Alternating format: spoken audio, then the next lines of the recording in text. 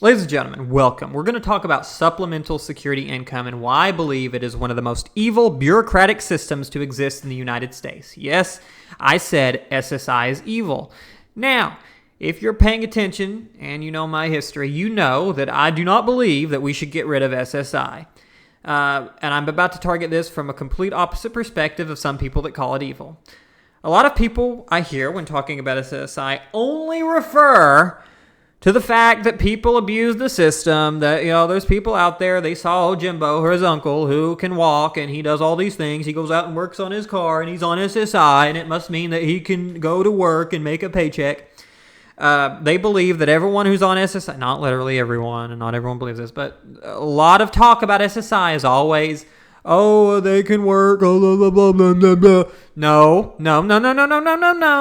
No, I'm pretty sure that's not true. First, it usually comes from a complete misunderstanding of disabilities and how they affect the individual. Some disabilities are not seen, like multiple sclerosis, fibromyalgia, ankylosing spondylitis, and other illnesses, autoimmune conditions, lupus, cancer. Even then is not visible, right? So they see someone do something and they go, "Oh, that person could do that." Okay, no. Okay. No, I'm not coming from that angle. In fact, I'm saying we need to advocate for the people who are on the program. Because the program itself, you probably wonder why Jimbo's not working. It's because the program itself keeps them from working. And that's not even my whole goal isn't they need to go to work. My goal is that at the end of the day, this program is providing for the most vulnerable people in the country, the most vulnerable people in the United States, people with disabilities, people who do not have a voice sometimes, people who can't hear and can't communicate well, people who can't walk, can't advocate for themselves as well. People, not all, of course, but there's, in the same way that you can't work, it's also difficult to advocate for yourselves in ways that you really, really wish that you could. We see protests and we see rallies and all these things, both sides of the spectrum and things, and that gets in the news. And well, this group is generally limited in their ability to mass organize because, well, they're tied to the systems that are supposed to help them, right? So some of these people are relying on long-term care services, and they don't have family to help do these things. And I'm saying it all. I'm not saying that they can't advocate for themselves. I want to be very clear. That's not what I'm saying. No, not at all. I'm saying that the ability to advocate for themselves is limited by their ties to third-party support, basically, caregivers and all these things. There's a significant part of this population who can do anything they need to advocate for themselves, and that's perfect, right? I'm just saying, as general, this is a vulnerable portion of the population that needs advocacy. So, SSI, right? Let's talk about SSI for a second. Supplemental security income.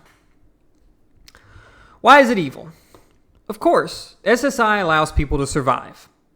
That's pretty much its job. That's the bare minimum thing it was supposed to do. Congress, I believe in 1972, really wanted it to pull people out of poverty, to pull them, not to get them out of this sub-threshold of poverty that everyone who was disabled was in, okay? It wanted to be supportive. It wanted to allow them to thrive a little bit. Okay, 1972, that was the original mission. It had an asset limitation of $2,000, but that was equivalent at the time to $10,000.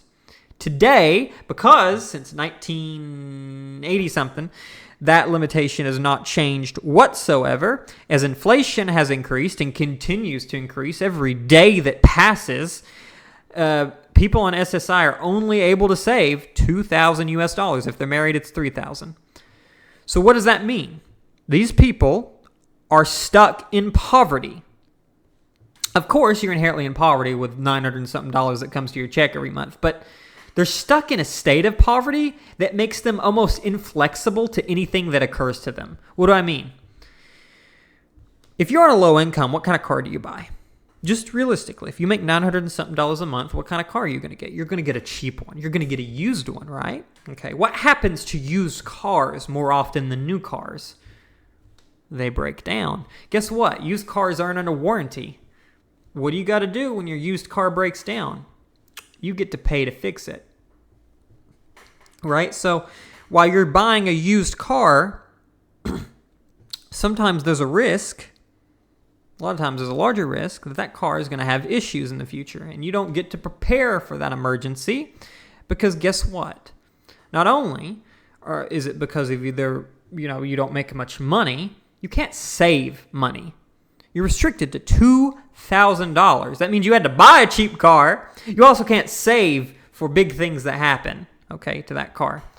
Now, of course, that restriction in of itself, $900-something a month, is going to make it difficult to save. Well, not only does SSI punish saving by restricting your saving limitations, it also punishes you for getting outside help. So you are tied to the government teat. I don't mean that, offensively. If you're going to be sucking on the government teat, the government says only that government teat. And I'm using that because that's what everyone in my little small town county says. All right? They're always referring to the government teat and whatever. No, listen. The system itself forces everyone to rely on it.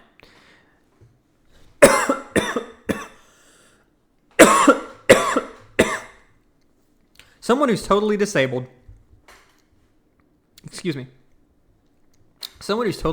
I would be hard-pressed to know many family members who can afford to pay for them for the rest of their life. SSI is needed in that sense. But sometimes that family looks at their disabled family member and they want to improve the quality of life that they have. It's impossible under SSI. They're not allowed to provide resources. It's reportable income, and it can lead to penalties. It can lead penalties to their check. It can lead to penalties. It can put them in overpayment. Gosh, if you give your family member $2,001 to go buy a car or something, to go assist on a down payment of a car, and they put that in the bank, God forbid they put that in the bank, guess what happens? That $2,001, because it's over the $2,000 asset limit, they lose their SSI check for that month. And not only do they lose it, it goes into overpayment. They have to pay it back if they spent it. How ridiculous, right? So this simple bureaucratic thing can put you in an awful position. It's cruel. It's evil. Now, and you might look at this and go, why would someone want to live like this? Why would someone want to live in this kind of poverty? It seems awful, doesn't it? Absolutely it does. And you know what? People want to get off. But here's the kicker. SSI is notoriously difficult to get on. SSI is a horrible program that I know everyone thinks that Jimbo and Johnny and whoever make up names is, throwing the government off and, tricking and lying to them. My friends, no. It is very, very unlikely, I would argue, that these individuals are getting away with something because it is notoriously difficult to get on. You need a lawyer almost inherently. Everyone gets denied the first time. You cannot work while you're in the approval process.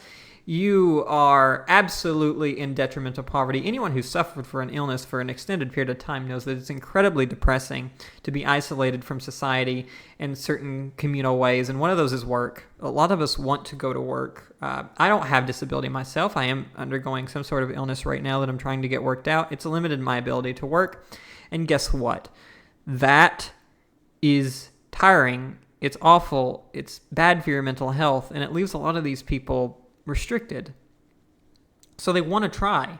Now the program's hard to get on, so when they want to try, and maybe they don't know, if you have an illness, it's hard to really estimate what the 40 hours is going to do to you, how easy it's going to be to work through it. Can you manage it? Can you not manage it? You also want to get health care because in states without Medicaid expansion, your SSI is tied to your health care. So you need health care. So you got to stay full time. If you lose SSI, you lose your health care. You lose it. So it puts these people in an awful spot. So they go and they apply for a job, and maybe they work, and sometimes Social Security will assist them through this, and maybe they think, oh, this is working, but something gets worse. They go through a flare. If they have an autoimmune condition, if they have an advancing disease, maybe it advances, or perhaps they just didn't know their own limitations and it doesn't work out. Now they've overpaid, or they go into overpayment. They're kicked off of the program, and I believe it's around a year that you can go reapply, but if you do anything longer than a year and it doesn't work out, you're stuck. You don't get to work. You've lost your health care. Your condition that's getting worse, it's harder to treat. We treat people with conditions in this country of no choice of the individual with the condition awfully, because we tie everything to being a productive member of society, basically. We believe that if you're not working or you're not productive, you don't really deserve good health care. I mean, no one's saying that out loud, but that's what it is. You work, your health care is tied to work. So when you become disabled and you can't work, who needs health care more? Someone who's got an illness who can't work. Guess what? You lose health care. Make that make sense. God, and a lot of people who are arguing for policies that are so detrimental to people who are just casted with ill luck are going to quote Jesus Christ as the person who is the advocate of these policies. They're going to, they say, oh, it's theft or something. I don't know, but I think they're ignoring the teachings of Jesus himself. That's just me. I don't really mean to get religious here. But it doesn't make sense. Our value as human beings in this country are tied to the ability to work, and it's hurting people. So not only is it coercive into poverty, it makes it difficult to escape, so it keeps you on the program. And while you're on the program, it makes your life worse. Right? It doesn't allow you to seek other help. It doesn't do these things. So you really have a choice of if you try to escape, and if you fail, then you may just end up homeless and dead, honestly, and just stay on the program and accept your misery. Try to get what you can from family members and begging and all these things. And of course, you're relying on charity, and I know people like to say charity is supposed to pick up for that and stuff, and it's just not as strong of a net as you think it is. This doesn't have to be this way. And, giving someone an asset limit of $10,000 isn't going to solve the problem for everyone in SSI. Why? Because everyone in SSI doesn't get $10,000. They may not ever have a way. But those that, maybe someone passes away and they have a life insurance policy. Maybe someone, maybe they have family members who just want them to have some sort of assistance. And I know it's still not fair. It's still not equitable, but it's something. It has some sort of utilitarian value. Ending the savings penalty. It has something. So I don't see why that's a hard thing to pass through Congress, because these bills, there's the SSI Reformation Act, the End Savings Penalty Elimination Act, they get introduced and they die. No one talks about them. The media doesn't talk about them. There's no one in the streets protesting. There's no one at rallies. There's no one. These bills come, they die because no one cares. And I see a story every now and then that gets a lot of attention and it just dies off. It fades away. No one cares. And these bills just get denied and denied and denied. And finally, it's been recently that I hear that some banks have been advocating that the Social Security Administration allow SSI recipients to save money. I guess so they can allow people to borrow from their savings or whatever. But why does it require rich people to advocate for that to get any momentum? These are people who have been suffering for years, induced by poverty. We see the real motivations here. It's not at the behest of people who are poor or people who are disadvantaged or people who are vulnerable. No, it's at the behest of people who have money and have wealth and want to make more money. That's when things change in this country. If you can pay someone, that's when things change. And you know what? Collectively, people with disabilities, are they able to lobby that well? Are they able to donate to lobbying campaigns? How ethical is it to ask someone who has $900 and something a month for, $10 of their paycheck so you can go lobby someone in Washington to increase the savings limit, of which they might not even see, because that's the bare minimum you can get, and you might not even get it.